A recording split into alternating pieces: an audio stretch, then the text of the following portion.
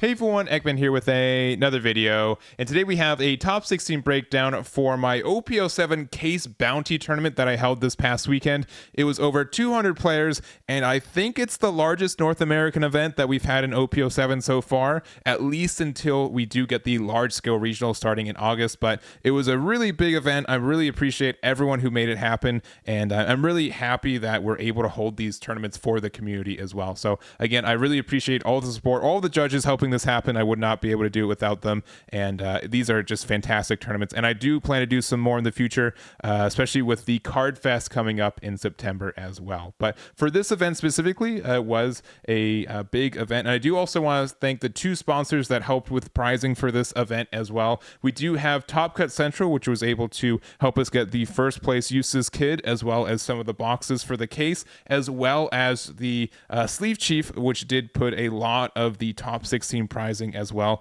Any of the prizing that we gave out for top 16 and showed off during the stream, it was also available on their website, so you can check that out. And if you use my link in the description, you get an additional 5% off on any of their products, including this deck box. I really do like this red deck box that they have right now. It's currently my favorite one that I use, but they have a whole lot of products. They have sleeves, they've got deck boxes, they've got play mats, and they did just do a really big restock as well, so make sure to check them out as well. And then lastly, we did live stream it on my Twitch and YouTube. If you guys want to check that out, it's linked in the description for subscribers on Twitch and members on YouTube, and it will be re-uploaded on Wednesday. And last shout out promise to Sos, our strongest wizard, for doing the commentary with me. I would not be able to keep my sanity since it was a long 10-hour stream, since we did Swiss and Top Cut in the same go, and I really appreciate his patience and flexibility for helping out on this event as well. So that's all the shouts. Let's jump into it itself. So again, we did have 203 players, 7 rounds of Swiss best of 1 into a top 16 best of 3, and of that we did have 5 copies of Monkey.D.Luffy, 4 copies of the Rob Lucci, 2 copies of Bonney, with one of them winning the event, 2 Enel, 1 Moria, 1 Stardeck Law, and 1 of the Stardeck 13 Ace. So this was definitely the surprise with the Ace there. I did not expect to see that in the top 16, but it was a very welcome surprise, and happy to see that there. And then other than that, I do think like the decks that we expected, the top are there as well. I think top 5 are still the Luffy, Lucci, Bonney, Enel, and Law. Maybe not in that order, but you can also see that when we look at the top cut or the leader breakdown, they took up like almost exactly 75% of the field. So almost evenly divided, like pretty close to evenly divided between the 5 of them, which is pretty telling for what we've been seeing from this format. But there are definitely some winners and losers. We did see like Lucci and Luffy getting a really big jump from the breakdown to the people who are able to top with it. Bonney and Enel about the same, and then Locke took a big hit this event, with only one of them into the top 16, even though it was the second most popular leader into this meta too. So that's kind of how we're feeling, though. I think these are definitely the leaders that you will expect to see in this format, and I think one of them, each one of them counters potentially one of the others in a special way, so that does kind of help define the format as well. But we are going to go over the top placing leader for each one of these leaders. We do have that, but I also want to say that in the top 4 we had 4 unique leaders, which doesn't really happen that much in this card game, and I think this is a really unique thing that happened for this one as well. But we will be going over the top placing leader, starting off with our first place, which is Fee's version of the Bonney here. So we do have the Bonney taking first, which it's been popping up, I think, pretty good in North America. I don't think it did as well in Asia for the run that it had, but we do have a lot of store regionals that have been happening where Bonney has been winning or topping as well. So we are running more of the Don Quixote do Flamingo family version of this, with the Baby 5 Searcher, including the Baby 5 2K to search and the Viola. So we do have 7 2Ks that we can hit off this, but we do also have our top end Don Quixote do Flamingo. And there's also some like weird combos we get to do with this as well. So for example, if we need to find the Dofi, we can use stuff like we can play Baby 5 to, for 2 Dawn, look top 5 for the 10 drop Dofi, and then we can go into the Coven. If we already have Cavendish out on the board, we can attack with it, get the 2 Dawn back we just used for Baby 5, and then use the 10 Dawn to play the Dofi. So being able to search and play Dofi potentially in this deck on the same turn is really crucial in a lot of key junctures. So other than that, we just have like on honestly a lot of obnoxious cards that interact with our opponent. We do have the Bonney, which is great into stuff like Black Yellow Luffy, being able to use this card to stun a Dawn from your opponent going up to 10 Dawn, and they're not being able to do their combo is really nice. We obviously have Cavendish. Basil Hawkins is hard to remove in a lot of different decks, so being a really permanent 7k blocker is really nice. Hody being able to is strong, one of the strongest cards on curve in this game, being able to rest Dawn, being able to rest battle character cards, and having that rush is really nice for this character card too. We already know about Kid as well, very good. And then also the 9-drop Zoro. And really in this format, he's really turned into this card where if it hits the board and you can't deal with it, you win the game. It's very good into that, especially into decks like the yellow Enel and also Black Yellow Luffy. They kind of depend on you not being able to have as many attacks per turn. And when Zoro is able to get 3 12k attacks very easily, if not larger, they really do kind of crumble to that pressure. Most decks do too, but specifically those decks that try to be more defensive or only take 1 hit a turn, being able to pressure 3 damage so quickly is very very scary in this one. So I think the deck is great. I think Bonney is a really tricky deck to play successfully, but Fee did a fantastic job for this one, and a big congratulations to their first place with this one.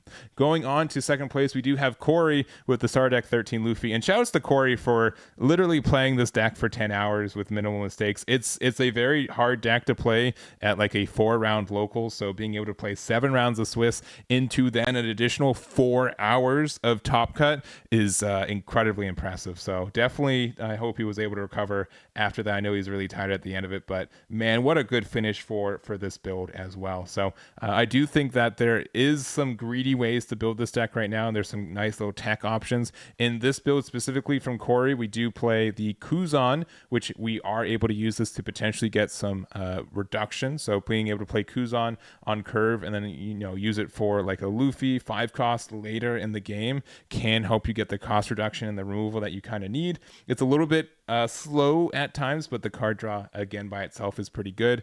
We also have the Thunderbolt, which I do like, especially because you can use this in conjunction with Kuzan as well to get like a good reduction and removal, which is really nice. And then the rest of the common core for this one. But I do like this deck a lot. I do think that it's very functional. It's a little bit linear at times in what it does, but there are some like kind of tricky junctures of where's the best value you can make. And that that turn from when you go from having 2 life to 0 back to 2 life, or whenever you go down to 0 life to use your leader ability for the first time, being able to identify when the correct time to do that is pretty critical too. So really big shout out to Cory for their finish, and congratulations to their second place finish with the Black Yellow Luffy. And then next up we've got Enel, which at the beginning of the stream I did say this is the one I thought was going to win, and top 4 I think is really good as well. So this is Oliver's version of the build.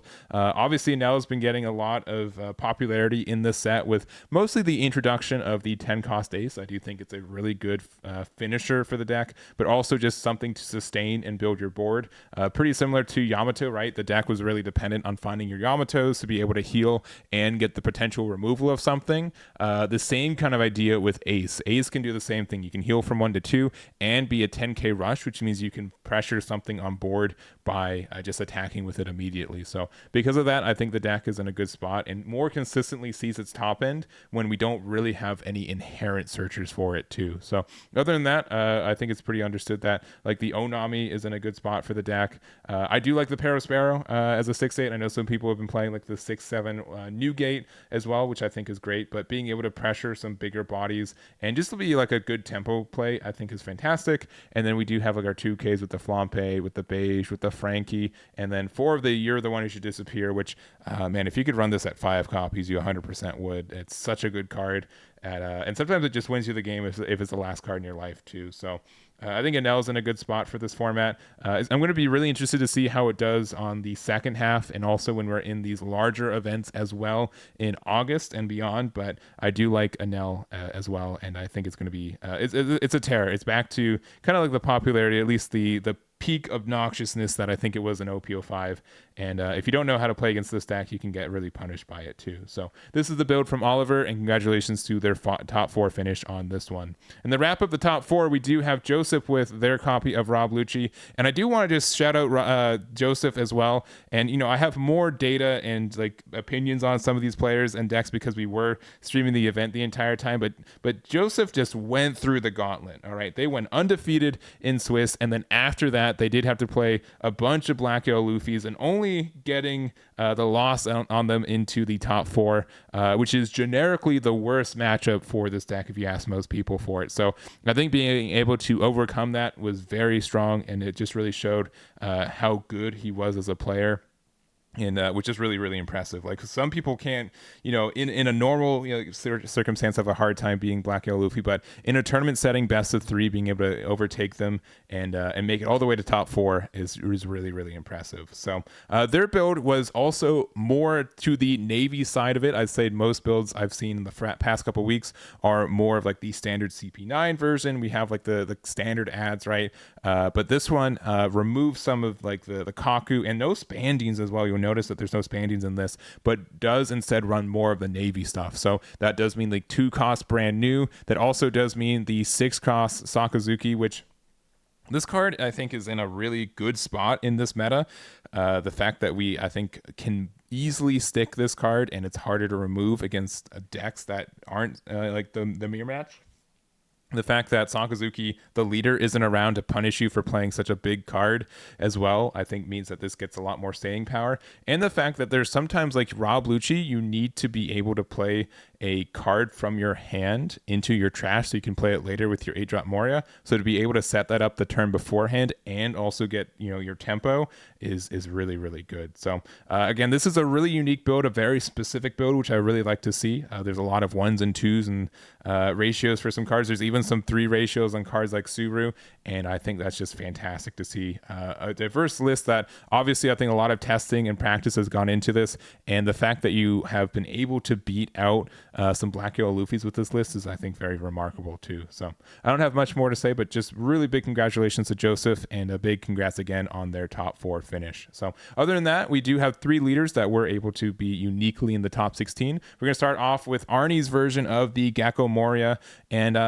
the more I've been into this format, the more I actually really like seeing Gecko. I do think it's a deck that a lot of people might be crawling back to as we get deeper into this format. Rob Lucci's obviously the new shiny toy that we want to play with, but I think some players are just better Gecko players, if I'm being really honest with it. So the trade-off, I think, with Moria compared to Rob Lucci is that Moria is more consistent on building a wider board, but is a little bit less consistent at getting the higher cost removals, right? We do have cards like the Ice Age that help us get there, but we're only playing the 1 copy. We all are also being pretty greedy. We have 3 copies of the 6 cost Sakazuki and 3 copies of the 8-drop Isho. This card being popping up a good amount in this format, just because you do get that. The format's a little bit slower, and like the yellow matchup, you're able to make them discard 2, which is really good. And given the -3 cost in Moria is really, really strong as well. So other than that, I think it's like the standard package we've been seeing. No copies of Brooke in this package. We're just playing the Hina and Rebecca at a couple copies,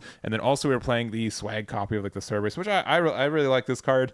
When there's not as much bottom decking, sometimes you can play a Cerberus off leader effect and then play out a Sabo. So being able to get those 2 unblockable blockers or un-KOable blockers like that can be really helpful and kind of change the tide for it. So it's going to be interesting if Moria is really able to establish themselves in this format, or it's just like the 1 or 2 diehard fans topping that in the next little bit. But I think Arni did a really good job, and congratulations to their top 16 finish there. And then next up, we've got Red Purple Trafalgar Law, which is, it's a little bit late in this video to be talking about this guy, right? We're about 14 minutes in, but this is where he landed today. So this is Gabriel's version of the build, and I do think Red Purple Law, I said this in the event too, is that I think Red Purple Law will have a hard time getting into Top Cut in a best of 1 format, but it does have the potential to do very well once it gets into Top Cut. Since the deck is, I'd say, like one of the less consistent decks in this format with the sense that we don't have any like searchers for it. Most of the cards we have to get are really hard draws, and we have so many cards that we have to run, like the Rays Maxes and the Gordons, that don't have any counter power. And so we can have like 4 cards in hand, but only have like 2k worth of counter in it too, which kind of feels bad against a lot of other builds. But it's either like the worst or best deck depending on what your cards are and the sequencing. And sometimes it's your fault, sometimes it's not your fault, and that's kind of how Law is in this format. But if you do, I think best of 3 does help the deck out a little bit more. Gabriel did not win their top 16 match, unfortunately, but I will still say, like, if you're able to play 3 games, I think 2 of them you'll have solid hands. You can kind of give up 1 game for having a brick kind of thing, but I think Law can still do a good spot from it. So there are a good amount of standard tech cards that we've been seeing. Some that we didn't get into this list, like Miss All Sunday, I've been seeing pretty consistently, and I do think like I've been seeing like some Zoro Juros that didn't end up in this build. So the deck lists for Law are not cemented right now. I think there's still flexibility in the tech cards. Some of the tech cards I've seen from this one are the 4-cost blocker Law that is able to rip 2 cards from hand, the Beppo, which is helping you get some Dawn back if you need that more consistently, and also the Fire Fist, which helps you get some more removal. And if you're playing against black, the fact that this can get rid of, minus something and then get rid of Rebecca for free is very strong as well. So this is the build here. This is Gabriel's build. Congratulations for getting top 16, getting Law in there. And we'll see if, I don't know, I still think Law is great, but it really depends on the day and the pilot at times, because it's very, very difficult to be consistent with it. But again, this is Gabriel's build. Congratulations on their top 16. And to wrap it up, we do have the Ace. So this is Mozai's version of the build. And what a treat to see this in the top 16. I saw like round 3 or 4. I was tracking it to maybe put it on stream, and then I saw that it was X1. So I'm like, all right, maybe they'll make it. And to see Mozai sneak it in with this one, I think is really incredible. So this leader is pretty similar to like Black Yellow Luffy on its surface, but it does have a different game plan in general. And my least favorite thing about this deck is that it's very hard to be consistent with it. We do have more cards that put cards to the top of our deck, including like the Portgas.D.Ace from the set. This being a 5-drop Ace card is really important because it has synergy with the engine itself. The fact that it's a blocker and has this on play of drawing 2 cards, then returning 2 cards from your hand to the top or bottom of your deck in any order. So that means that if you have a card that you need into your life for your leader effect, you can play this card and then you can do that. The only issue with that is to play Ace, you have to spend 5, and then to play the 2-drop body, that's another 2, so that's 7, and then put 2 Dawn underneath your leader. That's 9 Dawn you have to invest into one of those plays. So it's a little bit costly because of that, but you can really get some good advantage if you can. I also think that this is a leader and archetype that we really just kind of benefit from running only 1 or 2 of the boys.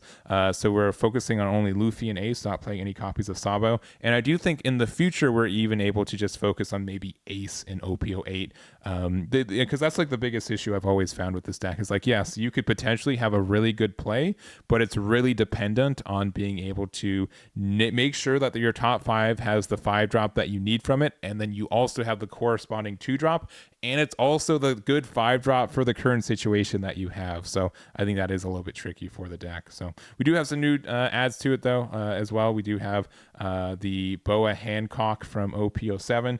This card is actually pretty nuts too, being able to get some removal sometimes, but the fact that this can just stun a leader effect or just a body on board is fantastic. A 6-drop 8k is a lot of power for a 6-drop, and then also 6 cost is kind of where we cap out on our leader effects as well. So since if we're at 10 Dawn, we can use 2 Dawn for our leader effect, 2 Dawn for one of the 2-drop boys, and then also the Boa Hancock to be able to get the additional body on board. So that's the full 10 Dawn. So I think this could be really helpful for kind of filling out your plays and doing that too. So I don't know. I still want to experiment with Ace. Maybe this will encourage me to try that sometime this week. But I think the leader has a lot of potential. It's just the consistency that affects it sometimes. But Yellow and blue are generically two of the better card pools in this game, and especially with blue having so many good cards for a lot of situations. So anyways, this is the build from Mozai, and congratulations to their top 16 finish there. So